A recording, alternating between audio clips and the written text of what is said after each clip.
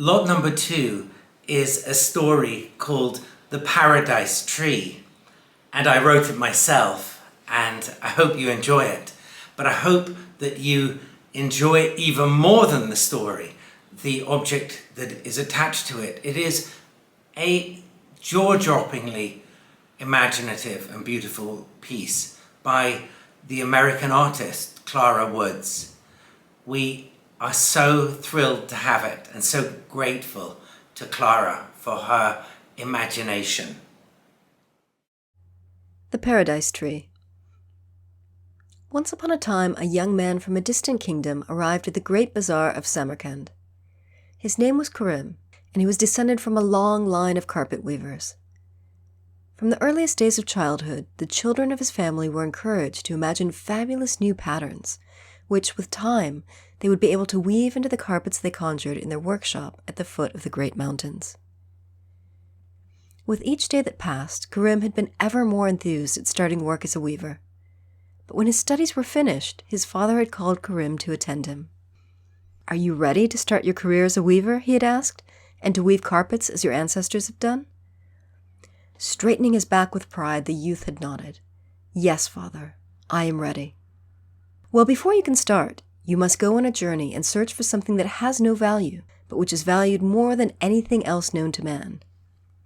Although piqued at being sent on what he assumed to be a deviation from a life at the loom, Karim set off on a journey, and that is how he came to find himself in the great bazaar at Samarkand.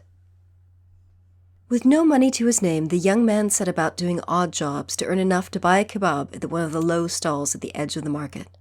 By the end of the afternoon, he had made 3 or 4 brass coins, enough for a single skewer of meat. Handing the money over, he took a kebab in exchange, and went over to the shadow of a wall, where various impoverished people were sitting about. Karim was just about to swallow the first cube of succulent meat when he saw an exceptionally ragged dervish looking at him. He appeared famished, as though he hadn't eaten in days. Pausing, the youth lowered the kebab from his mouth and offered it to the man.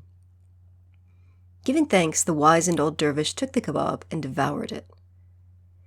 Hunger gnawing at his ribs, Karim smiled at the dervish. "Thank you, O Baba, for allowing me to help you in your moment of need," he said. The dervish smiled. "Judging by your attire, you are, like me, from a faraway land," he said. "From a place where people have very good manners. In the place where I am from, there are 2 traditions we live by. The first is to feed someone more hungry than oneself, which you have done. The second tradition is that we always return a favor." Karim held up a hand. "Please, Baba, there is no reason to bless me with any favor in return.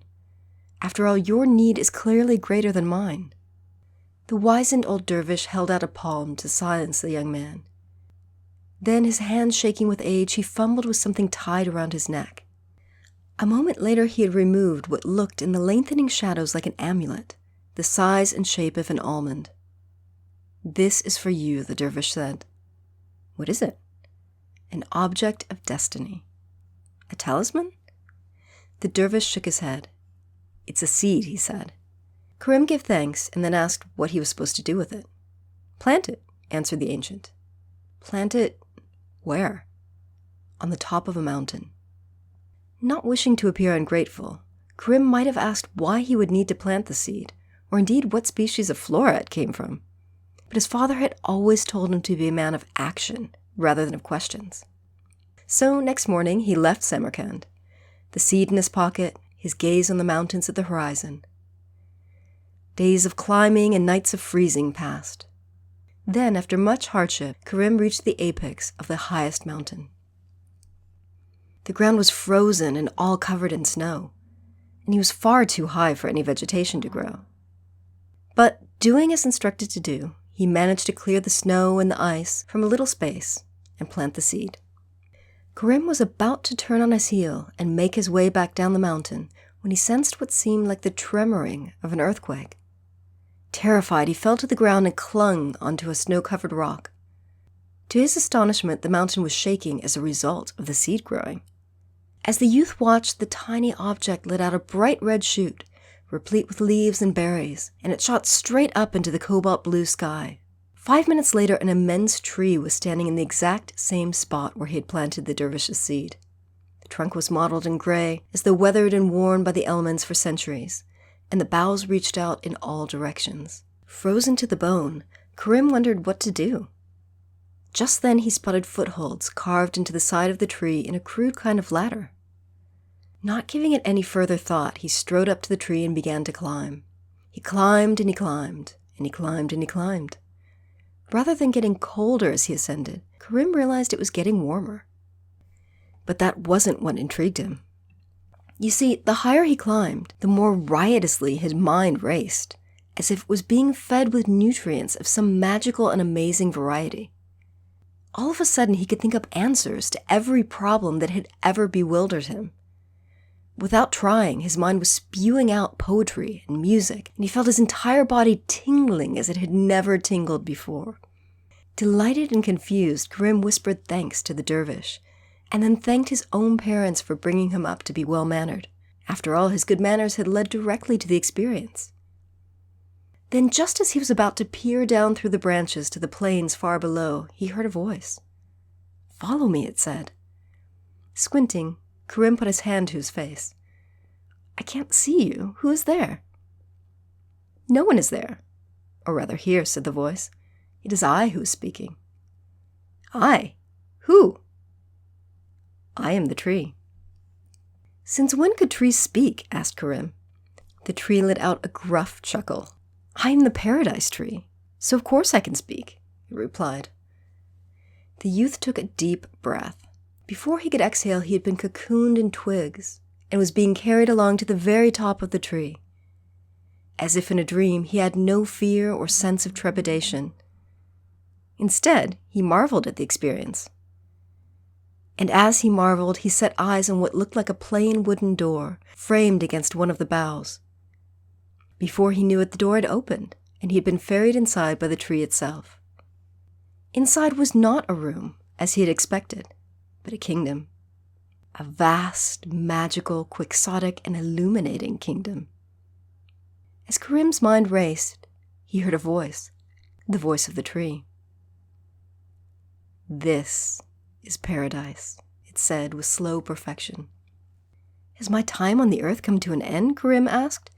"That I'm being spirited away here?" "I said it was paradise, not heaven," the tree riposted. "The two are not necessarily one and the same." "So what is the need for this paradise? Or rather, I should ask, why have you brought me here?" "You are here," the paradise tree explained, "because of the reason you set out from your father's workshop all those weeks and months ago." Karim thought for a moment. "I've been sent to search for something that has no value, but which is valued more than anything else known to man," he said. "Precisely," the tree answered. "Now take your time and explore this kingdom." "You mean explore paradise?" "Yes, explore paradise," said the tree. "And when you have seen enough, come to me and tell me what you think." So, following orders once again, Karim, the son of the weaver, roamed paradise far and wide. He encountered blissful landscapes, wilderness, forests, mountains, and even deserts. All of them utterly perfect. He met people kinder and more enlightened than any he had ever known, visited magnificent cities, and glimpsed the most glorious expressions of beauty imaginable. Then one morning, he awoke on the edge of a forest and sensed himself pining for home. "Oh, paradise tree," he thought to himself, "this is more wondrous than I can describe. But I am ready to be back in the imperfect world that I know and love." Blinding flash of light came and went. Karim found himself sitting beside the hearth of his family home, his father beside him. "Have you discovered something that has no value, but which is valued more than anything else known to man?" The youth looked into his father's eyes and smiled. "I have, Baba," he answered. "It's called the paradise tree." This story may well strike you as a fiction, to amuse a child before bed. But turn it around in your mind. Allow it to live inside you, and year on year, it will provide nourishment. just as the fruits of a tree nourish us yesterday, today, and will do so for 1,000 more tomorrows.